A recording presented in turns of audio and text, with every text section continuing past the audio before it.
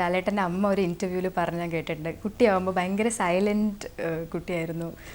പിന്നെ പൊതുവേ പുറത്തുള്ള ഒരു ഇമേജ് എന്ന് വെച്ചാൽ കുറച്ച് റിസർവ്ഡ്, ഇൻട്രോവേർട്ട് അങ്ങനെയൊക്കെയാണ് പുറത്ത് അറിയപ്പെടുന്നത്. അപ്പോൾ നമുക്ക് തോന്നും ഇങ്ങനെയുള്ളൊരാൾ ക്യാമറയുടെ മുമ്പിൽ വരുമ്പോൾ എങ്ങനെയാണ് ഇത്രമാത്രം ഒരു മെറ്റമോർഫസിസ് എന്നൊക്കെ പറയില്ല, നമ്മളിങ്ങനെ ഒരു ട്രാൻസ്ഫോർമേഷൻ. ഇപ്പോൾ ഷാജി കൈലാസ്, മണിരത്നം ഇവരൊക്കെ ഇൻ്റർവ്യൂസിൽ ഞാൻ വായിച്ചിട്ടുണ്ട്, ക്യാമറയുടെ മുമ്പിൽ വന്ന പിന്നെ ലാലില്ല, പിന്നെ നീലകണ്ഠനാണ്, അല്ലെങ്കിൽ പിന്നെ ആറാം തമ്പുരാനാണ്.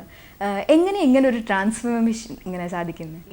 ഈ സിനിമയിൽ, എസ്പെഷ്യലി സിനിമയിലെ ഒരു ആക്ടറുടെ ലൈഫ് സ്പാൻ എന്ന് പറയുന്നത് it is between action and cut. അത്ര സമയമുള്ളൂ. ആ സമയത്ത് നമ്മൾ ചെയ്യുന്നു, ആ സമയത്ത് വേറൊരാളായിട്ട് മാറുക എന്നുള്ളതാണ് കാര്യം. അത് കഴിഞ്ഞാൽ വീണ്ടും നമുക്ക് നമ്മുടെ ആയിട്ടിരിക്കാം. അതൊരു ഹൈ മെഡിറ്റേഷനായിട്ടാണ് പലരും പറയുന്നത്. ഇറ്റ്സ് ഒരു എന്താ പറയേണ്ടത്, അതൊരു ട്രിപ്പാണ്. അതെങ്ങനെ പറയണമെന്ന് എനിക്കറിയില്ല. അപ്പോൾ നമുക്ക് എന്തായാലും ആ സമയത്ത് നമുക്ക് ഇൻഹിബിഷൻ ഇല്ലാതാകുക എന്ന് പറയുന്നതാണ്. ആ ഒരു മൊമെൻറ്റിൽ ഇൻഹിബിഷൻ ഇല്ലാതാകുമ്പോഴാണ് പല കാര്യങ്ങൾ ലോകത്ത് നടക്കുന്നത്. കുട്ടികളുടെ കാര്യങ്ങൾ നോക്കാം അല്ലേ, അവർക്ക് ഇൻഹിബിഷൻ ഇല്ല. അവരൊരു കാര്യം വന്ന് ചോദിക്കാനോ അല്ലെങ്കിൽ ഒരു കാര്യം തന്നെ അവർ എത്രയോ പ്രാവശ്യം ചെയ്യാനോ. അപ്പോൾ ഒരു ആക്ടർക്കും ആ സിനിമയ്ക്ക് വേണ്ടിയിട്ട് ഇൻഹിബിഷൻ ഇല്ലാതാകുക എന്നുള്ളത്. ഇപ്പോൾ തന്മാത്ര എന്നുള്ള സിനിമയിൽ ഞാൻ ന്യൂഡായിട്ട് ആക്ട് ചെയ്തിട്ടുണ്ട്.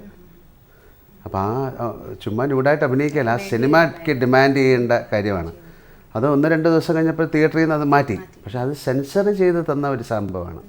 അപ്പോൾ അവിടെ ഇൻഹിബിഷൻ ഇല്ലാതാകുകയാണ്. എത്രയോ ആൾക്കാർ നോക്കിക്കൊണ്ടിരിക്കുന്ന സമയത്ത് ഒരാൾക്ക് ന്യൂഡായിട്ട് നടന്നു പോകാൻ പറ്റില്ല. അപ്പോൾ ആ ഇൻഹിബിഷൻ ഇല്ലാതാകുമ്പോഴാണ് ഒരു ആക്ടർ. പക്ഷേ അയാളുടെ ഉള്ളിൽ ഒരു സോളുണ്ട്, നല്ല ക്വാളിറ്റി ഓഫ് സോൾ. ഈ എക്സെൻട്രിസിറ്റിയൊക്കെ അവതരിപ്പിക്കാൻ ലാലേട്ടന് ഒരു പ്രത്യേക കഴിവാണ്.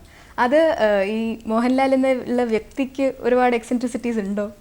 അത് എങ്ങനെയാണ്? തീർച്ചയായിട്ടും ഉണ്ട്. അത് ഞാനല്ല പറയേണ്ടത്, അങ്ങനെ ആയിരിക്കും. ഞാൻ തീർച്ചയായിട്ടും അത്തരത്തിലുള്ള ഒരാളാണ്. എല്ലാവരും അത്തരം എല്ലാവരിലും കുറച്ച് എല്ലാവർക്കും ഉണ്ട്. പിന്നെ നമ്മൾ ഇത്തരം ക്യാരക്ടറുകളിലൂടെ അവതരിപ്പിച്ച് പോകുന്നതുകൊണ്ട് നമ്മളതിനെ എർത്ത് ചെയ്ത് കളയുന്നു. എപ്പോഴെങ്കിലും കാണുമ്പോൾ ചോദിക്കണം തോന്നിയിട്ടുള്ളൊരു കാര്യമാണ് ലാലേട്ട, ഈ ആകാശഗോപുരം എന്ന് പറഞ്ഞിട്ടുള്ള ഈ മൂവി, അത് എന്താ പറയുക, ഗ്ലോബൽ ലെവലിൽ മലയാള സിനിമയ്ക്ക് ഭയങ്കര എക്സ്പോഷർ കിട്ടിയ ഒരു മൂവിയാണ്. അതിലെ ഈ ക്യാരക്ടർ എന്ന് പറയുമ്പോൾ എല്ലാ ക്വാളിറ്റീസ്, അതായത് ഒരു മനുഷ്യൻ, സാധാരണ ഒരു മനുഷ്യനിൽ ഉണ്ടാവുന്ന എല്ലാ ക്വാളിറ്റീസും ഉള്ള ഒരാൾ, positive as well as not so positive. അപ്പോൾ അദ്ദേഹം ഒരു എന്താ പറയുക, ഈ എത്താവുന്നതിൻ്റെയൊക്കെ ഏറ്റവും ഉയരങ്ങളിലെത്തി അവിടെ നിന്ന് പിന്നെ ഒരു ഭയമാണ് ഉള്ളിൽ. ഇനി എന്ത്, ആരെങ്കിലും എന്നെ ഓവർടേക്ക് ചെയ്യോ?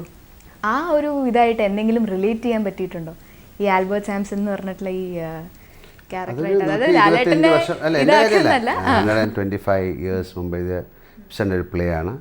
അതൊരു ഒരു ഒരു ടോട്ടൽ ഹ്യൂമാനിറ്റി, കുറേ ഒരു കളക്റ്റീവായിട്ടുള്ള തിങ്കിങ് ആണ് അല്ലേ. ഒരാളുടെ ലസ്റ്റ്, ഗ്രീഡ്, അയാളുടെ ആംബിഷൻ, ഒരു പുതിയ തലമുറ, അത് it depends upon the profession അല്ലേ. അയാളൊരു ആർക്കിടെക്റ്റാണ്. ഇപ്പോൾ എന്നെ സംബന്ധിച്ചുള്ള എനിക്കങ്ങനെ പേടിയൊന്നും ഇല്ലാത്ത ഒരാളാണ്. അതൊരു അഹങ്കാരമായിട്ട് പറയുന്നില്ല. എന്തിനാണ് പേടിക്കേണ്ടത്? തീർച്ചയായിട്ടും you are born to die എന്ന് പറയും അല്ലേ. എല്ലാ കാര്യങ്ങളിലും അങ്ങനെ ഒരു സിസ്റ്റം ഉണ്ടാകണം. ഇപ്പം ഞാൻ മരിക്കുന്നിടം വരെ അഭിനയിക്കാൻ സാധിക്കും. എൻ്റെ ഈ ഫീൽഡിൽ എസ്പെഷ്യലി ആസ് ആൻ ആക്ടർ എനിക്ക് 95 വയസ്സ് വരെ ഞാൻ ജീവിക്കുകയാണ്. എനിക്ക് ആരോഗ്യം ഉണ്ടെങ്കിൽ ഒരു അപ്പൂപ്പൻ്റെ റോൾ ചെയ്യാൻ പറ്റും. അതൊരു ഭയങ്കര ബ്ലെസ്സിങ് ആണ്. ആക്ടേഴ്സ് എന്ന് പറയുന്നത് ഭയങ്കര ബ്ലെസ്ഡ് ആയിട്ടുള്ള ആൾക്കാരായിട്ടാണ് ഞാൻ കരുതുന്നത്. പെർഫോമിങ് അത് ഒരു പക്ഷേ 95 വയസ്സുള്ള ആൾക്കാർ കഥകളി ചെയ്യുന്നുണ്ട്, ഡാൻസ് ചെയ്യുന്നുണ്ട്. അതൊരു പെർഫോമിങ് ആർട്ട് എന്നുള്ളൊരു ഭാഗ്യമാണ്. മറ്റേ കാര്യങ്ങളിൽ അത്തരം കാര്യങ്ങളിൽ അത് പുതിയ കാര്യങ്ങൾ, ഇപ്പോൾ ഒരു ആർക്കിടെക്റ്റ് ആണെങ്കിൽ പുതിയ ഗാഡ്ജറ്റ്സുകൾ ഉണ്ടാവും അല്ലേ. ഒരു ഡോക്ടറാണെങ്കിൽ അയാൾ എന്നും എല്ലാ ദിവസവും പഠിച്ചുകൊണ്ട് തന്നെ ഇരിക്കണം. പക്ഷേ ഇതിന് നമുക്ക് ഭയങ്കരമായ സ്വാതന്ത്ര്യമുള്ളൊരു സാഹചര്യമാണ്. അതുകൊണ്ട് അത്തരം പേടികളൊന്നും എനിക്ക്. അപ്പോൾ അതുകൊണ്ട് തന്നെ ഈ ബാക്കിയുള്ള പ്രൊഫഷൻസിലൊക്കെ ഇപ്പോൾ ഒരു 25 വർഷം ജോലി ചെയ്യാന്നൊക്കെ പറയുമ്പോൾ ഉള്ള ഒരു മൊണോട്ടണിയും ഒരു ബോർഡമും ഒക്കെ ഉണ്ട്. അത് ഒരിക്കലും തോന്നിയിട്ടുണ്ടാവില്ല. നമ്മൾ അതിനെ എൻജോയ് ചെയ്ത് അത് നമ്മൾ ഇപ്പം നിങ്ങൾ നിങ്ങൾ ഇതിനെ ഇഷ്ടപ്പെട്ടുകൊണ്ടല്ലേ ഇവിടെ വന്നിട്ടുണ്ട്. അപ്പോൾ ആ ഇഷ്ടമല്ലാതാവുന്ന സമയത്ത് ഇപ്പോഴും ഇതുവരെ ഇതാണ് എൻ്റെ ജോലി എന്ന് ഞാൻ തീരുമാനിച്ചിട്ടില്ല. ഇതിലൂടെ ഞാൻ ചിലപ്പോൾ വേറൊരു സ്ഥലത്തിലേക്ക് പോകും.